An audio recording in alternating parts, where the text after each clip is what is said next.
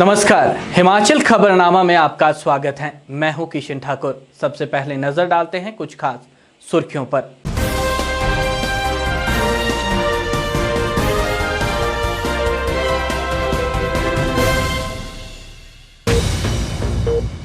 मुख्यमंत्री के प्रधान सचिव सुभाषीण पांडा ने मुख्यमंत्री द्वारा की गई विभिन्न विकासात्मक कार्यों की घोषणाओं के समयबद्ध क्रियान्वयन की समीक्षा के लिए विभिन्न विभागाध्यक्षों के साथ आयोजित बैठक की अध्यक्षता।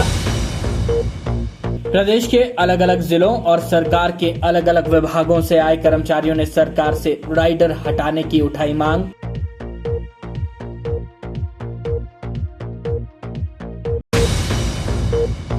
नगर निगम शिमला में वार्डों के पुनर्सीमांकन के लिए आमंत्रित आपत्तियों की शिमला के बचत भवन सभागार में 19 फरवरी को होगी सुनवाई।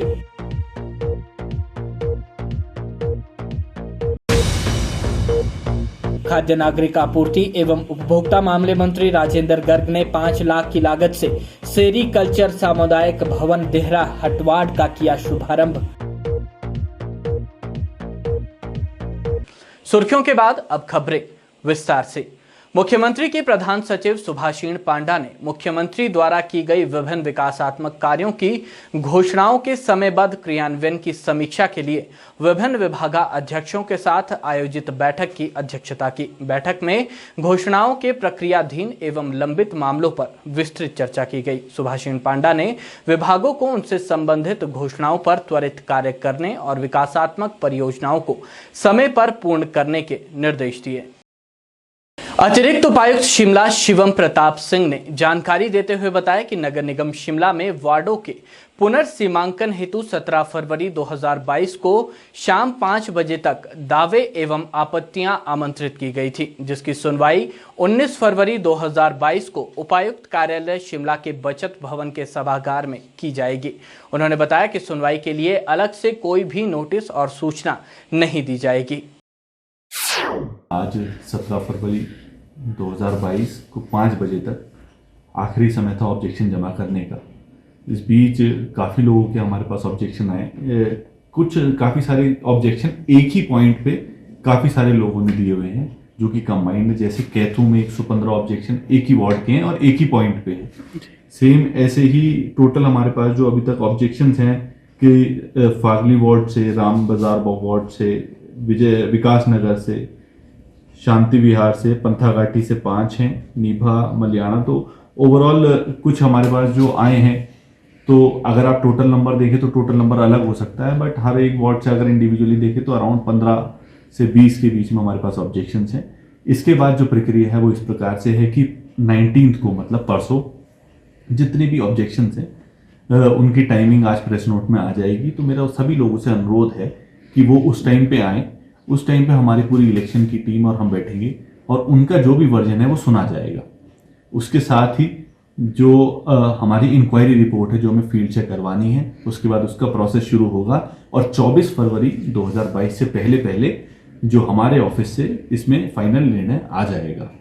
यदि आप उस निर्णय से सेटिस्फाइड नहीं हैं तो उसके 24 तारीख के बाद आप उस निर्णय के अगेंस्ट अपील में डिफकॉम महोदय के पास अपील कर सकते हैं। 3 मार्च 2022 तक 7 दिन का समय है जिसमें आप अपील कर सकते हैं। उसके बाद डिफकॉम महोदय इसको सुनेंगे और फाइनली 9 तारीख का जो डेट है एक्सपेक्टेड, जिसमें ये फाइन जो अभी ड्राफ्ट प्रपोजल है हमारा डिलिमिटेशन का नगर निगम शिमला का, वो फाइनल किया जाएगा 9 मार्च 2022 को।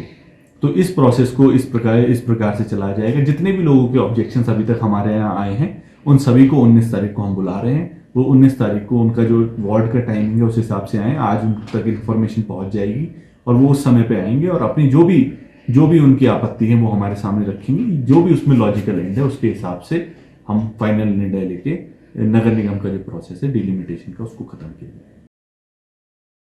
कोरोना महामारी के चलते लंबे अरसे से बंद किए गए सरकारी और निजी स्कूलों में वीरवार को रौनक लौट आई। प्रदेश में 1ली से 8वीं तक की कक्षाएं वीरवार से शुरू हुई, जबकि 9वीं से 12वीं तक की कक्षाएं पहले ही नियमित रूप से चल रही हैं। प्रदेश के सभी स्कूल शिक्षा विभाग द्वारा जारी SOP के तहत सुचारू रूप से चलेंगे। कोरोना महामारी के चलते लंबे अरसे से बंद किए गए सरकारी और निजी स्कूलों में वीरवार को रौनक लौट आई। प्रदेश में पहली से 8वीं तक की कक्षाएं वीरवार से शुरू हो गईं, जबकि 9वीं से 12वीं तक की कक्षाएं पहले ही नियमित रूप से चल रही हैं। प्रदेश के सभी स्कूल शिक्षा विभाग द्वारा जारी एसओपी के तहत सुचारू रूप से चलेंगे। कोरोना संक्रमण से बचाव के लिए जारी एसओपी के तहत हर स्कूल में माइक्रो प्लान तैयार किया गया है। स्कूलों में फेस मास्क पहनना अनिवार्य रहेगा। प्रार्थना सभा और खेलकूद गतिविधियों पर पूर्व की तरह रोक रहेगी। शीतकालीन स्कूलों में गुरुवार से पहली से 8वीं कक्षा तक नया शैक्षणिक सत्र शुरू हुआ है। राजकीय कन्या आदर्श वरिष्ठ माध्यमिक विद्यालय पोर्टमोर भी छोटे बच्चों की चहल पहल से चहक उठा। स्कूल में कोविड से बचाव के लिए कोविड प्रोटोकॉल का पालन किया जा रहा है। स्कूल के मुख्य अध्यापक संजीव जिस्टू एवं अध्यापक ने बताया कि लंबे अंतराल के बाद स्कूलों का खुलना प्रसन्नता का विषय है। उन्होंने कहा कि स्कूल में भीड़ ना हो, इसके लिए 50% बच्चों के साथ कक्षाएं आयोजित की जाएंगी। छुट्टी के समय भीड़ ना हो, इसका भी पूरा ध्यान रखा जाएगा। पिछले कल हमने पूरा कैंपस स्कूल सैनिटाइज करा दिया था। आज तो बहुत कम बच्चे आए हैं। फिर आज जो भी बच्चे आते हैं उनको थर्मल स्कैनिंग करके मास्क वगैरह चेक करके ही क्लासरूम में बिठाया जाता है और एक डेस्क पे एक ही बच्चे को बिठा रहे हैं। हमारे पास स्कूल में ऑन रोल 450 बच्चे हैं और अकोमोडेशन भी बहुत है हमारे पास। अगर देखेंगे, अगर इनरोलमेंट ज़्यादा बढ़ती है इस साल तो अल्टरनेट डे पे बुला सकते हैं। अभी शायद पेरेंट्स देख रहे हैं, पेरेंट्स बोल रहे हैं कि अभी देखते हैं 2-4 दिन। एक तो मौसम भी, कुछ तो बाहर से जो रहते हैं, रोड वगैरह भी बंद है बहुत सारे, तो अभी बच्चे आए नहीं है शहर में। नहीं, बच्चे तो पेरेंट्स तो सारे चाहते हैं कि स्कूल खुल जाए। तो इतने समय बाद मतलब ये पाठशालाएं संचालित हो रही है, बच्चे खुश हैं, स्कूल आने के लिए खुश है, अभिभावक भी खुश है कि बच्चा स्कूल आए। वैसे ऑनलाइन भी काफ़ी अच्छी पढ़ाई हुई है, लेकिन ऑनलाइन और ऑफलाइन में काफ़ी फ़र्क होता है। तो ऑफलाइन पढ़ने के लिए बच्चा खुश है बहुत, मतलब एक जो वातावरण ऑफलाइन के रूप में मिलता है वो ऑनलाइन नहीं मिलेगा। इस प्रकार से बच्चा बिल्कुल खुश है, प्रफुल्लित है। अब इनको जो है समय पर जो एसओपी दिया उसके हर गाइडलाइन को हम इनको जो है बच्चों को जो है उसके प्रति जागरूक करते रहेंगे, निरंतर जो है इनसे संवाद करते रहेंगे।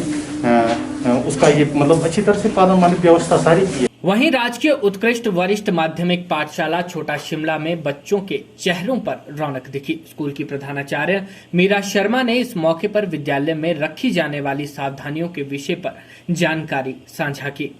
250 बच्चे आज हमारे स्कूल में बच्चे आए हैं। 249 है, मतलब 250 बच्चे स्कूल में आज आए हैं।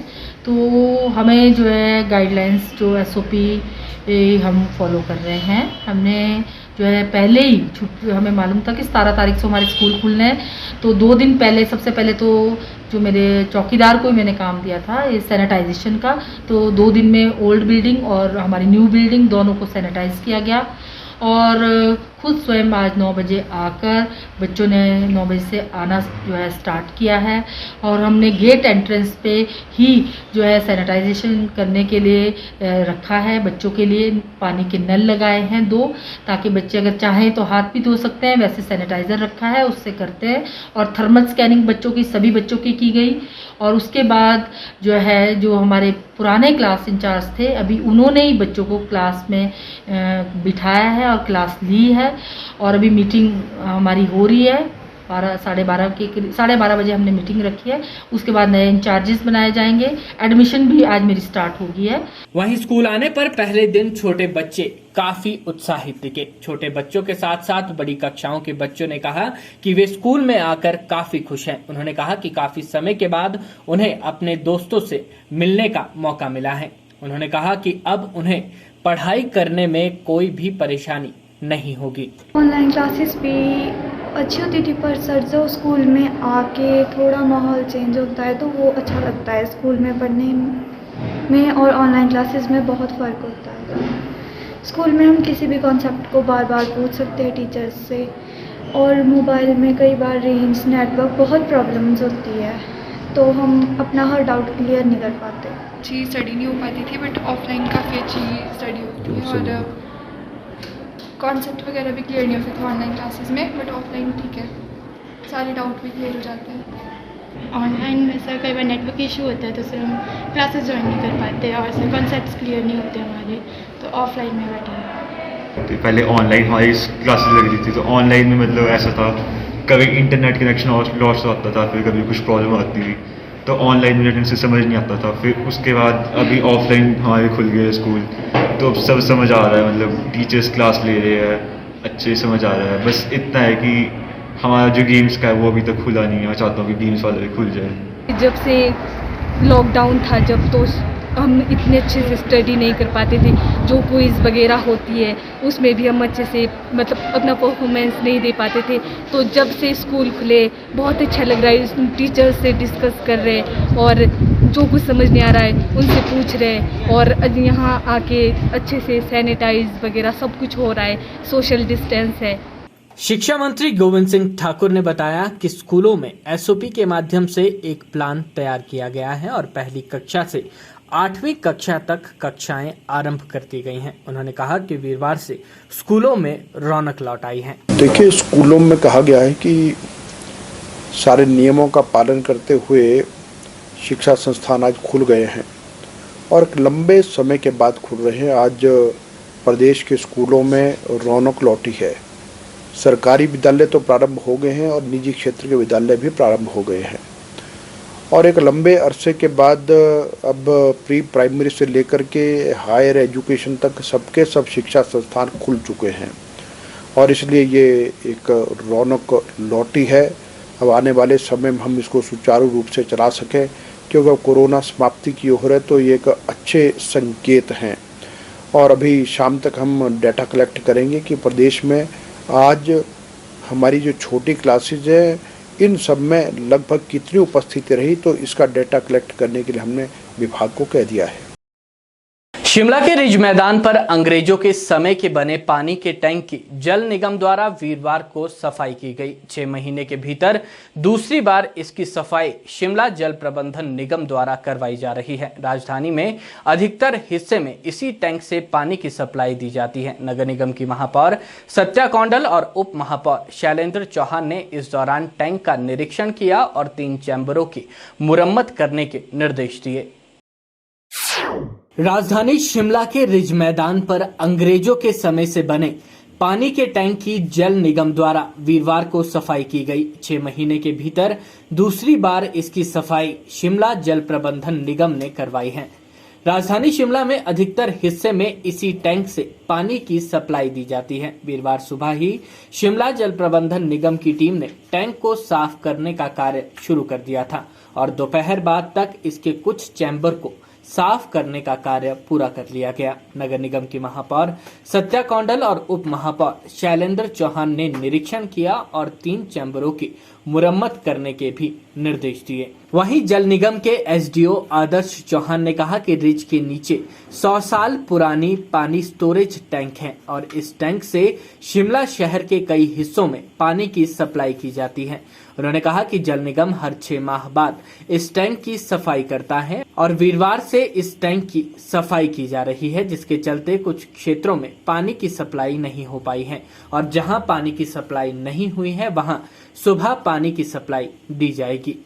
उन्होंने कहा कि टैंक अंग्रेजों के समय का बना है और इसमें 9 चैम्बर हैं और इसके 6 चैम्बरों की मुरम्मत करवा दी गई है और 3 चैम्बरों की मुरम्मत करना जल्द शुरू किया जाएगा। ये टैंक 1924 में बनके तैयार हुआ था। ये ब्रिटिश काल में बनके तैयार हुआ था और ये लगभग इसको 100 साल कंप्लीट होने वाले हैं, मतलब 2024 में इसको 100 साल कंप्लीट हो जाएंगे। इसकी कैपेसिटी है 4.5 मिलियन लीटर्स।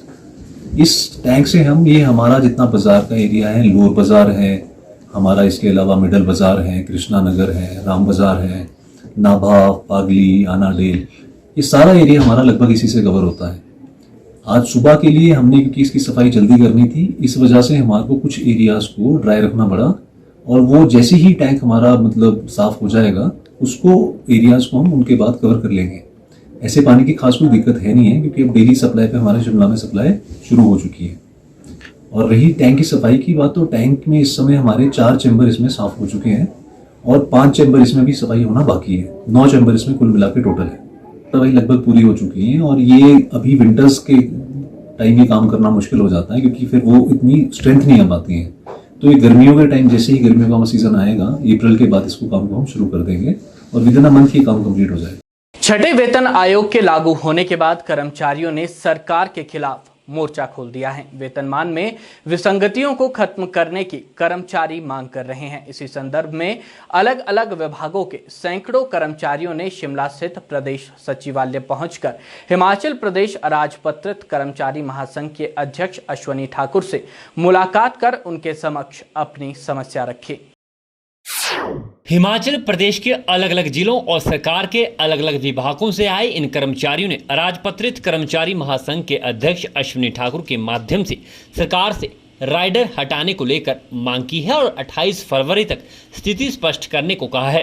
कर्मचारियों का कहना है कि नियमित होने के बाद उनको बढ़ा हुआ पे स्केल मिलता है, लेकिन नए वेतनमान में इसको लेकर स्थिति स्पष्ट नहीं है, जिससे कर्मचारियों को 10,000 से लेकर 15,000 का नुकसान उठाना पड़ रहा है। कर्मचारियों का कहना है कि 15% के तीसरे विकल्प में यह नुकसान और अधिक बढ़ गया है, इसलिए सरकार 15,000 कर्मचारियों के इस मसले को हल करे। प्रभावित कर्मचारियों में JOAIT, क्लर्क, फॉरेस्ट गार्ड और अन्य कर्मचारी शामिल है। जैसा कि आप देख रहे हैं, हमारे साथ जो जितने भी साथी आज आए हुए हैं, ये हमारे द्वारा या हमें किसी संगठन ने या ना भेजा है ना हमने बुलाया है। हमने सोशल मीडिया के माध्यम से व अन्य माध्यमों से, फ़ोन के संपर्क के माध्यम से साथियों से आग्रह किया था और अश्वनी ठाकुर जी, जो कि सरकार के द्वारा कर्मचारियों के नेता नियुक्त किए गए हैं, हम उनसे मिलना चाहते थे और हमने समय लिया हुआ है। मैं मीडिया के माध्यम से सरकार से आग्रह करना चाहता हूँ कि जो कर्मचारी 2 साल के राइडर में फंसे हैं, ना उनकी इनिशियल स्टार्ट की मांग है, ना उनकी 4/9/14 की मांग है, फिलहाल बाद में हो सकती है, लेकिन उनकी सबसे पहली वो मांग है कि जो उनका जायज़ हक था, जिसके लिए उन्होंने ख्वाब देख रखे थे, जिसके लिए उनके RNP रूल में लिखा गया था कि जैसे ही आपकी नियुक्त अनुबंध पूरा करने के बाद रेगुलर सर्विस 2 साल होगी, आपको 10,300 प्लस 3,200 दिया जाएगा। लेकिन हुआ ये कि जब 3 जनवरी 2022 को नए वेतनमान के नियम आए, इन वेतनमान के नियमों में जो कर्मचारी 2 जनवरी 2022 को 2 साल पूरे कर चुका था, उन्हें 10,300 प्लस 3,200 मिल गया और उन्हें 2.25 के साथ गुणांक मिल गया। लेकिन जो कर्मचारी 3 तारीख व 4 तारीख के बाद अपनी 2 साल पूरी करेंगे, उन्हें सिर्फ एक ही गुणांक 2.59 दिया गया। मैं इस चीज़ में आपको ये कन्फ्यूजन बताना चाहता हूँ, इन दोनों गुणांक में हमें लगभग 10 से 12,000 का घाटा हो रहा था। लेकिन हुआ ये, जब 15% की नोटिफिकेशन आ गई तो यही घाटा 15 से 17,000 को चला गया, क्योंकि जो कर्मचारी 10,300 3200 ले चुका था, वो उस 15% को लेने के बाद ऑटोमेटिक 2,500 से 3,000 रुपये इंक्रीज कर रहा है। हुआ ये है कि कर्मचारियों के इसमें एक ही मांग है, हम कुछ ज़्यादा नहीं मांग रहे। मैंने आपको पहले भी अवगत करवाया कि ना हम 4/9/14 मांग रहे हैं, ना हम इनिशियल मांग रहे हैं। फिलहाल के लिए हमारी सबसे पहली मांग ये है कि हम आज अश्वनी जी के पास समक्ष हम और एशियस फाइनेंस के समक्ष अश्वनी जी की अध्यक्षता में इसीलिए जा रहे हैं कि आप हमें जो हमारा हक था 10,300 प्लस 3,200 काइंडली उसे दे दें। 200 से 250 लोग आए हुए हैं आज। ऑलमोस्ट मैडम जी अप्रॉक्सीमेटली 15,000 होंगे, इंक्लूडेड JOITs, क्लर्क, पटवारी, फॉरेस्ट गार्ड और जो आपके JBTs हैं और आपके यूनिवर्सिटी कर्मचारी और फॉरेस्ट में या चाहे आपके फायर में हैं, जितने भी हैं। तो उनकी यही डिमांड है कि जो 2 साल का राइडर, जो भी हमारा 2 साल का राइडर चला हुआ है, उसके संबंध में सरकार कोई एक ऐसी पॉजिटिव नोटिफिकेशन निकाल दे कि जिससे हमें जो 14-15 हज़ार का जो फाइनेंशियल लॉस हो रहा है वो रिमूव हो जाए। वहीं अराजपत्रित कर्मचारी महासंघ के अध्यक्ष अश्वनी ठाकुर ने कहा कि एक पद पर कार्य कर रहे कर्मचारियों को कई विसंगतियां झेलनी पड़ रही है। उन्होंने कर्मचारियों की मांगों को सरकार के समक्ष प्रमुखता से उठाने का आश्वासन दिया। वर्तमान वेतन विसंगति है, इस पे हम कार्यरत हैं और बहुत जल्दी इसका सोल्यूशन निकल जाएगा। जो ये गाना गा रहे हैं दूसरे के कंधे पे बंदूक चला के, इन विसंगतियों का राजपत्रित कर्मचारी महासंघ जिला स्तरीय 21 या 22 को हमारी मीटिंग होगी राज्य स्तर की, उस पर हम निर्णय लेंगे कि अगला पड़ाव हमारा क्या होगा। हम पूर्व में भी कह चुके कि हम स्टेप वाइज कार्य कर रहे हैं और जो ज्यादा लॉस में, इमीडिएट लॉस में साथी है, उसको हमने बाहर निकालना है, क्योंकि इन्होंने पूर्व में भी हालात ये किए, वर्तमान में भी चाहते हैं कि ये हालात हो, मगर हम होने नहीं देंगे। पहला पड़ाव हमने अपने साथी बाहर निकालने हैं, उसके आगे क्या करना है ये रणनीति पूरी टीम हमारी तय करेगी। कांग्रेस कमेटी शिमला शहरी के अध्यक्ष जितेंद्र चौधरी ने कहा कि नगर निगम चुनावों को लेकर कांग्रेस पूरी तरह तैयार है और चंडीगढ़ में इस विषय पर प्रभारी राजीव शुक्ला की अध्यक्षता में बैठक आयोजित की गई, जिसमें सभी पदाधिकारियों को दिशा निर्देश जारी किए गए हैं। उन्होंने कहा कि भाजपा शासित नगर निगम ने पिछले 5 सालों में कोई विकास कार्य नहीं किया है। म्यूनिसिपल कॉरपोरेशन के लिए इलेक्शन है आने वाले समय में, उसके लिए जो है कांग्रेस पार्टी बिल्कुल तैयार है और पहले से तैयार है। पिछले कल जो हमारे माननीय जो हमारे प्रभारी हैं श्री शुक्ला जी, उन्होंने कल चंडीगढ़ में मीटिंग बुलाई थी। उसमें हमारे जो अध्यक्ष हैं श्री कुलदीप सिंह राठौर जी, सीएलपी लीडर मुकेश अग्निहोत्री जी, सुखविंदर सिंह सुक्खू जी, हमारे जो लोकल 2 विधायक हैं यहाँ से अनिरुद्ध जी और टिक्का जी, वो भी वहीं थे जब मीटिंग हुई है हम लोगों की। तो इस जो आने वाले इलेक्शन हैं उसके लिए कांग्रेस पार्टी पूरी तरह से तैयार है और कुछ जो है कमेटियों का गठन शीघ्र ही इन इलेक्शनों के लिए कर दिया जाएगा जो हमें आदेश हुए हैं। देखिए, जो कल हमारी मीटिंग हुई है वो स्पेशली जो म्यूनिसिपल कॉरपोरेशन के इलेक्शन आ रहे हैं उसको रिगार्डिंग हुई है और काफ़ी जो है जो निर्देश हैं हमारे जो प्रभारी हैं उनके द्वारा दिए गए हैं, हमने किस ढंग से उस इलेक्शन को लड़ना है और किस तरह से जो अभी निगम है, जो बीजेपी की निगम है, इनकी जो नाकामियां हैं उनको लोगों के बीच लेके आना है। बाकी जो हमारी मैनिफेस्टो बनना है उसमें क्या चीज़ें हमने लेके आनी हैं वो सभी जो हैं कमेटियों का गठन किया जाएगा और बाकी कांग्रेस पार्टी जो है एकजुटता के साथ इस इलेक्शन को लड़ेगी, जैसे हमने अभी पिछले 4 बाई इलेक्शन जीते हैं और ये म्यूनिसिपल कॉरपोरेशन भी कांग्रेस जीतेगी और लोगों के बीच जो है इनके 5 साल की जो नाकामियां हैं उसको लेके हम लोगों के बीच उतरने वाले हैं। नहीं, देखिए, हमारे एक चार्जशीट कमेटी का भी गठन होना है। जो इनकी 5 साल की नाकामियां हैं, जो मैंने आपको पहले भी बताया है, उन नाकामियों को हम उजागर करेंगे और अच्छे तरीके से उजागर करेंगे। और ये बात शिमला की जनता से नहीं छिपी है कि जो इनका 5 साल का कार्यकाल है म्यूनिसिपल कॉरपोरेशन में वो नाकामियों से भरा रहा है। और आपको मालूम ही है आज लोग परेशान हैं, पानी के बिलों से परेशान हैं, इतने ज़्यादा बिल दिए जा रहे हैं। कोविड काल के समय जो कूड़े के बिल दिए हैं, जो घर बंद थे, जो दुकानें बंद थी, तो व्यापारिक प्रतिष्ठान बंद थे, जो ऑफिसेज बंद थे, उनके भी जो है बिल इन्होंने लोगों को थमा दिए। सीमेंट से परेशान है। जो 5 साल की जो नाकामियां हैं उसको लेके हम जो है जनता के बीच जल्द उतरने वाले हैं। जो इनकी नाकामियां चाहे निगम की हैं चाहे सरकार की हैं, हम समय समय पे लोगों के बीच में जाते रहे हैं, धरना प्रदर्शन करते रहे हैं। अब जो है हम डोर टू डोर जाके इनकी नाकामियों को उजागर करेंगे। नमहोल और आसपास के स्थानों पर फूड सेफ्टी विभाग ने मोबाइल वैन से दर्जनों सैंपल एकत्रित किए और उनकी गुणवत्ता की जांच की। जांच के दौरान सभी सैंपल की रिपोर्ट सही पाई गई। वहीं विभाग द्वारा दुकानदारों को साफ सफाई और तेल के इस्तेमाल को लेकर जानकारी भी दी गई। मीडिया से मुखातिब होते हुए फूड सेफ्टी विभाग के अधिकारी ने विस्तृत जानकारी साझा की। हम जो है कंडाघाट से आ रखे हैं, कंपोजिट टेस्टिंग लैब कंडाघाट से आए हैं। जो हमारे बिलासपुर वाले कमिश्नर हैं कमिश्नर, उनके द्वारा हम यहाँ पे आए हैं। हम आज यहाँ पे जो है कुछ खाने पीने की वस्तुओं को चेक कर रहे हैं, उनकी गुणवत्ता जांच कर रहे हैं कि वो बिल्कुल सही है, खाने के लिए हमारे लिए सही है कि नहीं है। अभी तक हमने यहाँ पे लगभग 12 से 15 सैंपल जो हैं चेक करे, तेल के, दूध के, मिठाइयों के, जूस वगैरह के सैंपल चेक करे जो बिल्कुल ही सही पाए गए हैं। और इसमें जो हम लोगों को जागरूक भी कर रहे हैं कि खाने पीने का जो कितना अपने उनका जो तेल है उसको कितनी बार दिन में यूज़ करना है, कितना चलाना है उसको।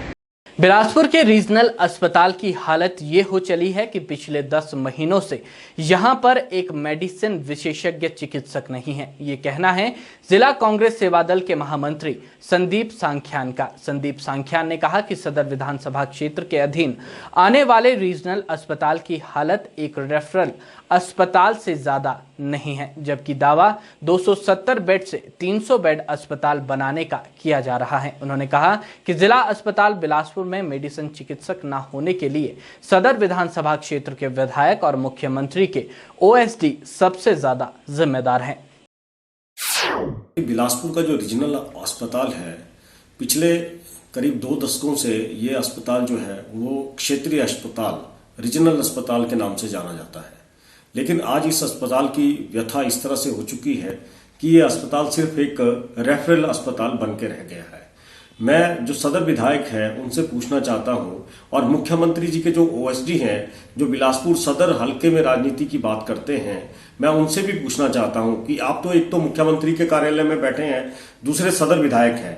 पिछले करीब 10 महीने से यहाँ पे एमडी नहीं है, मेडिसिन के जो विशेषज्ञ जो स्पेशलिस्ट डॉक्टर हैं वो बिल्कुल भी नहीं है। आए दिनों यहाँ पे किसी ना किसी को कोई ब्रेन हेमरेज की प्रॉब्लम होती रहती है, कोई हार्ट अटैक की प्रॉब्लम होती रहती है, और डायबिटिक हाइपरटेंशन के मरीज बहुत ज्यादा इस चिकित्सालय में आते रहते हैं। तो मेरे को ये समझ नहीं आ रहा कि जिसको माइनर सी डायबिटीज भी है या जिसको थोड़ा सा हाई ब्लड प्रेशर भी है, उसको कौन आदमी यहाँ पे लुक आफ्टर करेगा, कौन आदमी उसको देखेगा। हाल ही में मैं आपको कल का वाकया बताता हूँ। पिछले कल एक वरिष्ठ नागरिक थे, उनको हार्ट का कार्डियक प्रॉब्लम हुआ, तो यहाँ पे जितने भी अस्पताल में जितने भी डॉक्टर थे उन सब ने अपने हाथ खड़े कर दिए और उनके परिजनों से ये पूछने लग गए कि आपको आईजीएमसी शिमला भेजें या पीजीआई के अंदर भेजें। अब मैं आपको बता रहा हूं कि अगर ये पिछले कल का वाकया है तो पिछले 10 महीनों के अंदर इस तरह के कितने केस जो हैं जिला अस्पताल के अंदर आए होंगे, इस रीजनल हॉस्पिटल के अंदर आए होंगे। लेकिन हमारे जो विधायक महोदय हैं, हमारे जो ओएसडी साहब बैठे हैं मुख्यमंत्री जी के, जो बिलासपुर के सदर विधानसभा क्षेत्र से आने का दावा कर रहे हैं या जिस तरह से वो बात कर रहे हैं कि यहाँ का जिम्मेदारी उनके ऊपर है, तो क्या यहाँ पे बड़े शर्म की बात है कि बिलासपुर से यहाँ के केंद्रीय स्वास्थ्य मंत्री भी यहाँ से रहे हैं, लेकिन यहाँ पे एक एमडी की तैनाती नहीं करवा पा रहे हैं। ये समय आ गया है कि बिलासपुर की जनता अब बिल्कुल एक पूरा हिसाब मांगने जा रही है कि आपने और बड़ी जो डबल इंजन की सरकार की बात कर रहे हैं, बिलासपुर के उद्धार की बात कर रहे हैं, लेकिन अस्पताल के अंदर पिछले 10 महीनों से एक डॉक्टर नहीं है और जो बिलासपुर की जनता यहाँ पे ये इसका खमियाजा भुगतना पड़ रहा है, उसकी जिम्मेदारी कौन है? क्या इसका जवाब सदर विधायक देंगे या मुख्यमंत्री जी के कार्यालय में जो ओएसडी साहब बैठे हैं कि वो इसका जवाब देंगे? जिला सोलन के अर्की महाविद्यालय में युवाओं को जागृत करने के उद्देश्य से नेहरू युवा केंद्र सोलन द्वारा जिला स्तरीय युवा संसद कार्यक्रम का आयोजन किया गया, जिसमें शिमला लोकसभा क्षेत्र के सांसद सुरेश कश्यप ने बतौर मुख्य अतिथि शिरकत की। इस मौके पर नेहरू युवा केंद्र सोलन के उप निदेशक ईरा प्रभात ने सांसद सुरेश कश्यप और अन्य अतिथियों को सम्मानित किया। जिला सोलन के अर्की महाविद्यालय में युवाओं को जागृत करने के उद्देश्य से नेहरू युवा केंद्र सोलन द्वारा जिला स्तरीय युवा संसद कार्यक्रम का आयोजन किया गया, जिसमें शिमला लोकसभा क्षेत्र से सांसद सुरेश कश्यप ने बतौर मुख्य अतिथि शिरकत की। इस मौके पर उन्होंने दीप प्रज्वलित कर कार्यक्रम की शुरुआत की।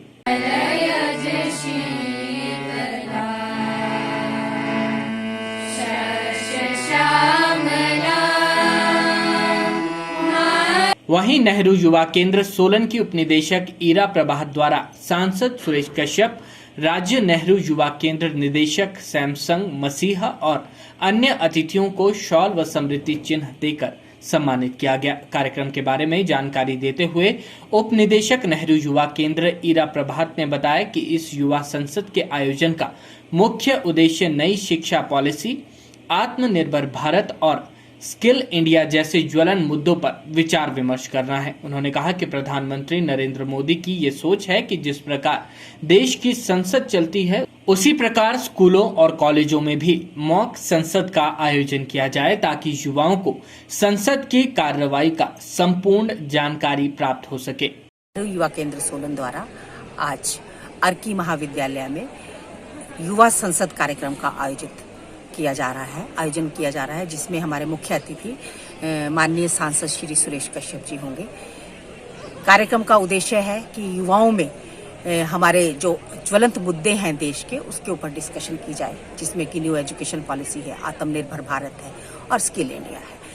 कॉलेज के बच्चे, क्योंकि युवा पॉलिसी के हिसाब से 15 से 29 वर्ष के युवा ही काउंट होते हैं, और प्रधानमंत्री जी की एक इच्छा थी कि जिस तरह से पार्लियामेंट चलती है, एक मॉक संसद का आयोजन किया जाए, हमारे युवाओं को उसके बारे में जानकारी हो और वो डिस्कशन के सहारे अपनी बातचीत आगे रखे और देश के जब नीति निर्माण होती है तो उनकी सजेशंस उसमें काम आए।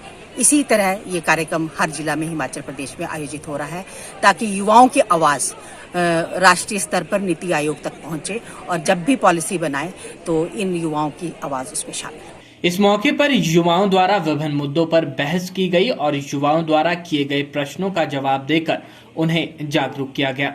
ये जो कॉन्सेप्ट था वो मेनली स्टार्ट हुआ था जब ये कोरोना वायरस पेंडेमिक स्टार्ट हुआ था।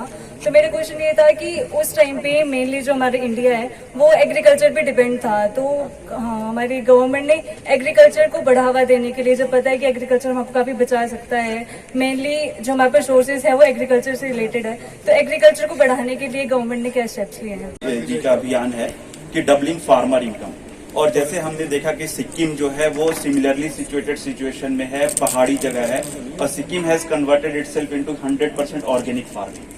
तो अगर हम लोग ट्रेडिशनल मेथड से सेम वही फार्मिंग करेंगे तो उसको 100% हमें जो फार्मर्स के जो इनकम्स को डबल करना वो पॉसिबल नहीं है। इसी वजह से हमें ऑर्गेनिक फार्मिंग मतलब जो जीरो बजट नेचुरल फार्मिंग है। वहीं मीडिया से मुखातिब होते हुए सांसद सुरेश कश्यप ने कहा कि हमारा देश विश्व में सबसे बड़ा युवा देश है और जिस देश का युवा आगे बढ़ता है वो देश भी तरक्की की राह में आगे बढ़ता है। उन्होंने युवाओं का आह्वान करते हुए कहा कि जिस तरह युवा अन्य क्षेत्र में अपना भविष्य तलाशते हैं और आगे बढ़ते हैं, उन्हें राजनीति में भी आगे बढ़ना चाहिए। उनकी अहम भूमिका हो, युवा हमारे आगे आए और समाज को एक नई दिशा और एक नई दशा देने में युवा अहम भूमिका निभाएं। उस दृष्टि से महत्वपूर्ण कार्यक्रम था। इसके अलावा आज के कार्यक्रम में हमारे जो रिसोर्स पर्सन थे उन्होंने आत्मनिर्भर भारत नई शिक्षा नीति और स्किल इंडिया ये मुख्य कार्यक्रम थे।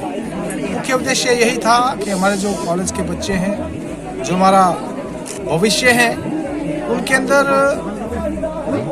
राष्ट्र निर्माण और लोकतंत्र को और मजबूत करने की दृष्टि से उनका योगदान रहे। और इसके साथ साथ जिस प्रकार से माननीय प्रधानमंत्री श्री नरेंद्र मोदी जी ने आत्मनिर्भर भारत और वोकल फॉर लोकल का नारा दिया है, हम लोकल को ब्रांड बनाएं, उस दृष्टि से हम आगे बढ़े। हम आने वाले समय में आत्मनिर्भर होकर इस देश को विकास के मामले में बुलंदियों के ऊपर पहुंचाएं। और इसके साथ साथ जो नई शिक्षा नीति हमारी सरकार लेकर आई है, उसके द्वारा हमारे जो युवा साथी हैं एक उच्च गुणवत्ता वाली शिक्षा और एक विकासात्मक और मैं कहना चाहूँगा उच्च आदर्शों वाली शिक्षा वो प्राप्त कर सकें। उस दृष्टि से ये कार्यक्रम आयोजित किया गया। हिमालयन वन अनुसंधान संस्थान शिमला द्वारा वानिकी हस्तक्षेप सतत विकास और आजीविकापार्जन हेतु बड़ा गांव के हितधारकों को प्रशिक्षण देने के लिए कार्यशाला का आयोजन किया गया, जिसमें बड़ा गांव और आसपास के 40 लोगों ने भाग लिया।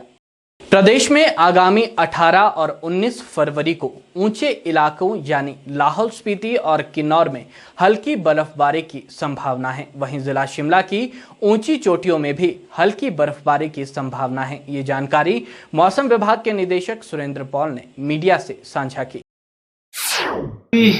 ऐसा कोई मौसम नहीं बदलाव आने वाला है अगले कुछ 4 से 5 दिन, और 18-19 तारीख में एक हल्का सा पश्चिमी विक्षोभ जैसे आपको दिख रहा है, इससे लाहौल स्पीति डिस्ट्रिक्ट किन्नौर इन इलाकों में हल्की स्नोफॉल होने की संभावना है। और शिमला की भी हायर रीचेस भी हो सकता है कि बादल और हल्का स्नोफॉल हो, लेकिन कोई ऐसा major snowfall activity rainfall activity अभी नहीं संभावित नहीं है 4 से 5 दिन। हाँ, 22 तारीख के बाद संभावना है कि कुछ बदलाव आएगा मौसम में और एक पश्चिमी विक्षोभ फिर से जो है हिमाचल प्रदेश में आएगा और उसमें रेनफॉल और स्नोफॉल एक्टिविटी थोड़ा बढ़ेगा।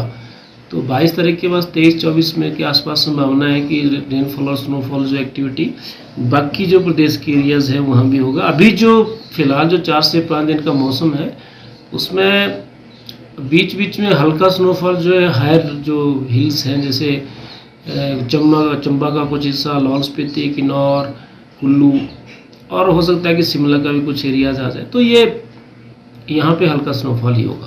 तापमान की बात है कि तापमान जैसे ऑलरेडी कुछ गिरे हैं, 1 डिग्री के आसपास ऑलरेडी गिर चुके हैं, -11 डिग्री केलोंग में टेम्परेचर सबसे लोएस्ट रिकॉर्ड किया गया। और तापमान में कोई विशेष परिवर्तन नहीं पड़ेगा, क्योंकि अभी थोड़ी हवाएं जो है ईस्ट की तरफ से आने वाली है, उससे स्टेबल रहेंगे तापमान, लेकिन सुबह शाम ठंडे रहेंगे और कोई बहुत विशेष जो है तापमान में अंतर नहीं आएगा। हिमाचल खबरनामा के आज के अंक में इतना ही। नमस्कार।